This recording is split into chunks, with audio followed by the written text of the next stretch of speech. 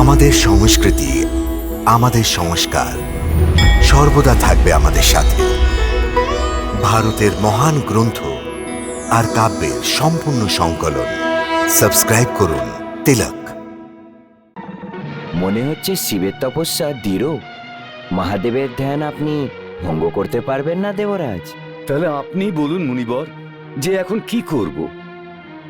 শিব ভগবানের তপস্যা কি করে ভঙ্গ করব? শিব ভগবানের তপস্যা ভঙ্গ করার পরামর্শ তো ভগবান বিষ্ণু দিয়েছিলেন।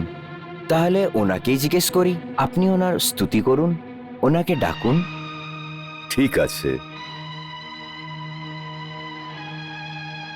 হে জগতের লালন পালক, হে জগন্নাথ, হে লক্ষ্মীপতি, আমাদের উপরে দয়া করুন, আমাদের দর্শন দিন প্রভু।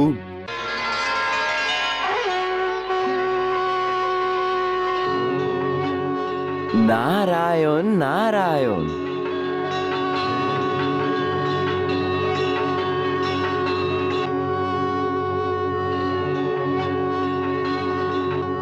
বলুন দেবরাজ, এখন কি সমস্যা আছে?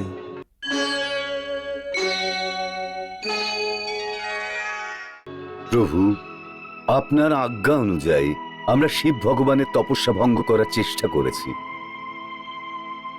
বাতাস চালিয়ে দিলাম, বৃষ্টি করলাম, এমনকি মাটিকেও নাড়িয়ে দিলাম, কিন্তু শিব ভগবানের উপরে এর কোনো প্রভাবই হয়নি প্রভু। পড়বেও বা কি করে?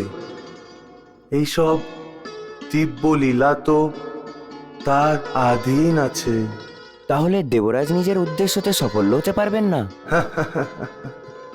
হবে, যদি এই লীলা থেকে ওপরে উঠে কোনো উপায় করি। তাহলে আপনি আমাদের পথপ্রদর্শক হন প্রভু। বলুন, আমাদের কি করতে হবে? দেবরাজ, ব্রহ্মাদেব সব জানে। এই জন্যে সে ত্রিলোকের সব মানুষের সব কিছু জানে। শিবজির তপস্যাকে ভঙ্গ করার রহস্য সেই বলবে। যেমন আপনার আজ্ঞা প্রভু। নারায়ণ নারায়ণ।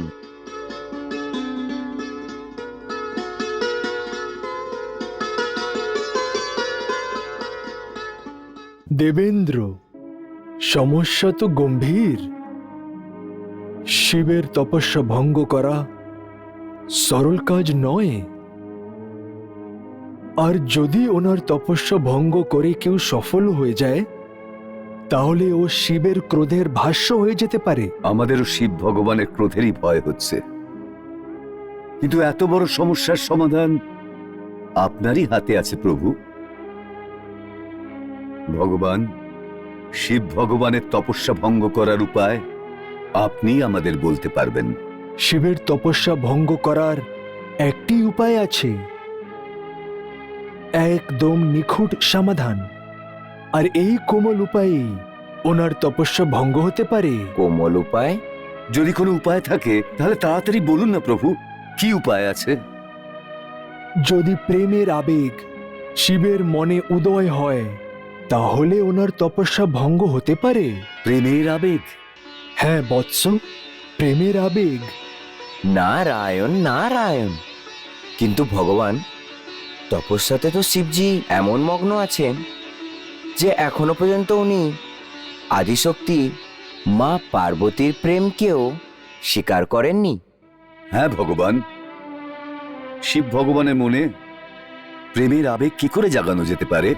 বৎস দেবেন্দ্র, প্রেম এই সব কামেরই সুন্দর রূপ।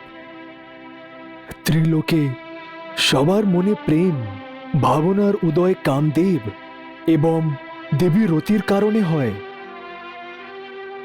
শিবের মনে প্রেমের আবেগ জাগৃত করার জন্য তোমরা কামদেব এবং রতির সাহায্য নাও।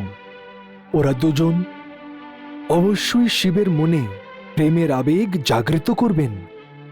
ওরা দুজন অবশ্যই শিবের তপস্যা ভঙ্গ করে দেবেন। নারায়ণ নারায়ণ। আমরা অতি শীঘ্রই কামদেব এবং রতির সাথে সম্পর্ক করব। ব্রহ্ম ঠাকুর, আমাদের কাজে সফল হওয়ার জন্য আশীর্বাদ দিন। যশস্বী হও।